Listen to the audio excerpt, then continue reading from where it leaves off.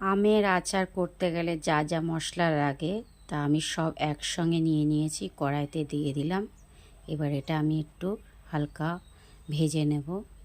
তো এখানে আছে ধনে, গোটা ধনে, জিরে, মৌরি, গোলমরিচের গোটা গোলমরিচ, শুকনো লঙ্কা, এই সব কিছুই আমি ভেজে নেব। দিয়ে এটাকে মিক্সিতে আদা বাটা করে নেব। সেই মশলার সেন্টে মানে ময় হয়ে গেছে ভাজতে ভাজতেই, তোমরা দেখতেই পাচ্ছ। এবার আমি আমটা কড়াইয়ের মধ্যে দিয়ে দিলাম ভাপ দেওয়ার জন্যে।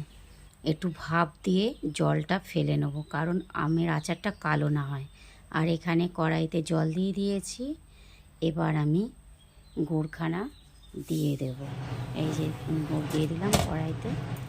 গুড়টা এবার যতক্ষণ আঠা আঠা ভাব না হচ্ছে ততক্ষণ আমি গুড়টাকে নেড়েই যাচ্ছি।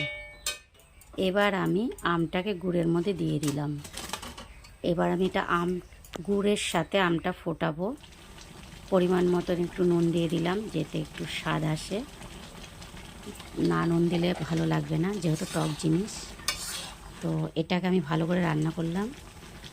এবার আমি ভাজা মশলাটা গুড়ের সাথে আমটা ফোটানোর মধ্যে দিয়ে দেব।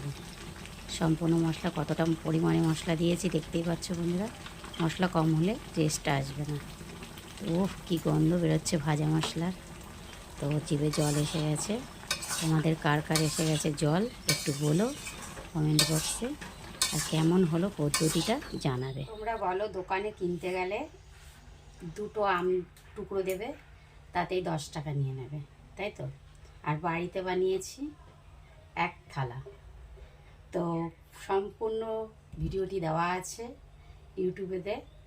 আর কেমনভাবে বানিয়েছি, তোমাদের পছন্দ এসেছে কি না এই পদ্ধতিতে, তো ভিডিওটি দেখে আমাকে কমেন্ট বক্সে জানাবে।